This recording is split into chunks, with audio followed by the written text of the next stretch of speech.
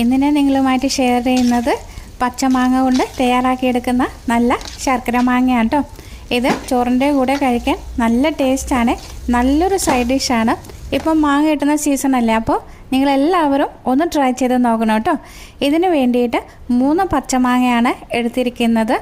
അതിൻ്റെ തൊലി ഒന്ന് നീക്കം ചെയ്തെടുക്കാം.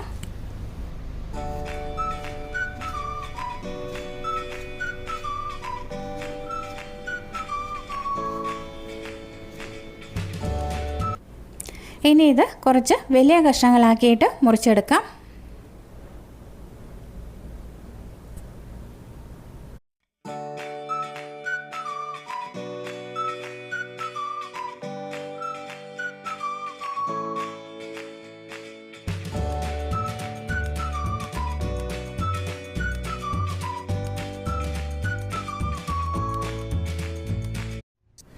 ഇപ്പോൾ എല്ലാ മാങ്ങയും ഇതേമാതിരി മുറിച്ചെടുത്തിട്ടുണ്ട്. ഇനി ഒരു പാത്രം അടുപ്പിലേക്ക് വെക്കാം. അതിലേക്ക് 1/2 കപ്പ് വെള്ളം ഒഴിച്ചു കൊടുക്കാം.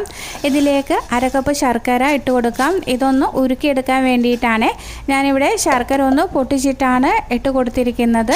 എന്നിട്ടൊന്ന് ഇളക്കി കൊടുക്കാം.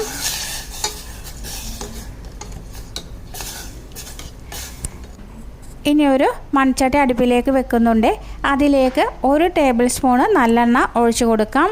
എണ്ണ ഒന്ന് നന്നായിട്ട് ചൂടായി വരുമ്പോൾ ഇതിലേക്ക് 1 ടീസ്പൂൺ കടുക് ഇട്ട് കൊടുക്കാം. കടുക് ഒന്ന് പൊട്ടി വരട്ടെ.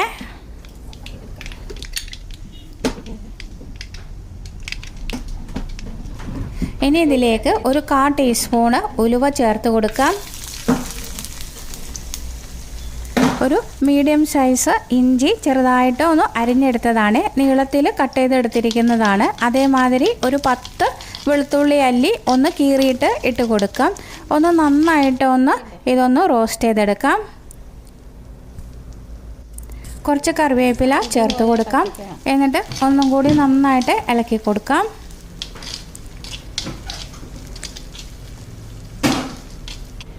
ഒരു 2 പച്ചമുളക് നീളത്തിൽ അരിഞ്ഞത് ഇട്ട് കൊടുക്കുന്നുണ്ട്.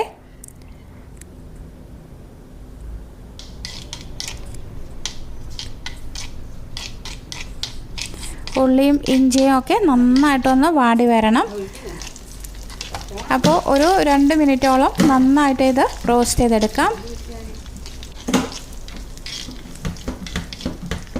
ഇനി ഇതിലേക്ക് പൊടികൾ ചേർത്ത് കൊടുക്കാം. അതിന് വേണ്ടിയിട്ട് 1/4 ടീസ്പൂണ് മഞ്ഞൾപ്പൊടി ചേർത്ത് കൊടുക്കുന്നുണ്ട്.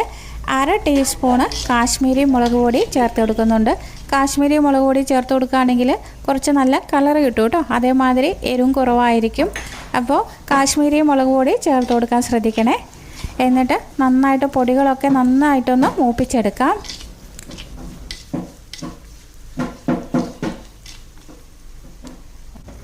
ഇനി നേരത്തെ നമ്മൾ മുറിച്ച് വെച്ചിരിക്കുന്ന പച്ചമാങ്ങ ഉണ്ടല്ലോ, അത് ഇതിലേക്ക് ഇട്ട് കൊടുക്കാം. ഒരു 2 മിനിറ്റ് നേരം നന്നായിട്ടൊന്ന് വഴറ്റിയെടുക്കാം.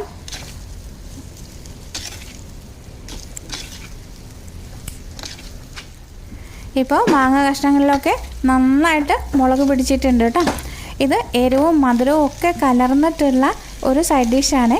ഇനി ഇതിലേക്ക് പാകത്തിനുള്ള ഉപ്പ് ചേർത്ത് കൊടുക്കാം. ഉപ്പ് ചേർത്ത് കൊടുക്കുമ്പോൾ ശ്രദ്ധിക്കണം കേട്ടോ, അധികം ആകരുത്. നന്നായിട്ടൊന്ന് ഇളക്കി കൊടുക്കാം. ഇനി ഇതിലേക്ക് നമ്മൾ നേരത്തെ ശർക്കരപ്പാനി റെഡിയാക്കിയില്ലേ, അതൊരു തരിപ്പ വെച്ച് അരിച്ചെടുത്ത് ഇതിലേക്ക് ഒഴിച്ചു കൊടുക്കാം. എന്നിട്ട് നന്നായിട്ട് ഇളക്കി യോജിപ്പിച്ചെടുക്കാം. ഇനി ഇത് ഈ ശർക്കരപ്പാനിയിൽ കിടന്നിട്ടാണ് വേവേണ്ടത് കേട്ടോ. അതുകൊണ്ട് ഇത് അടച്ചു വെക്കാം. ഒരു 3 മിനിറ്റ് നേരം അടച്ചു വെക്കാം. അപ്പോഴേക്കും മാങ്ങയിൽ ഈ ശർക്കരപ്പാനി നന്നായിട്ട് പിടിച്ചിട്ടുണ്ടാവും. ഒന്ന് നന്നായിട്ട് ഇളക്കി കൊടുക്കാം. ഇനി ഇതിലേക്ക് കുറച്ച് പൊടികൾ കൂടി ചേർത്ത് കൊടുക്കാം.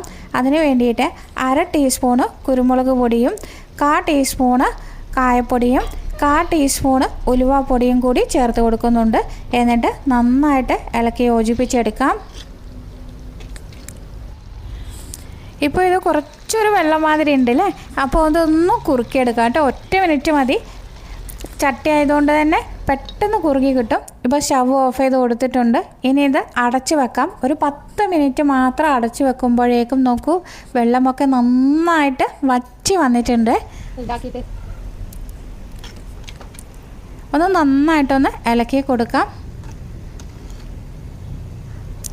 ഇപ്പോൾ ഇത് നന്നായിട്ടൊന്ന് തണുത്ത് വന്നിട്ടുണ്ട് കേട്ടോ. ഇനി ഇതൊരു കുപ്പിയിലാക്കിയിട്ട് സൂക്ഷിച്ച് ഉപയോഗിക്കാവുന്നതാണ്.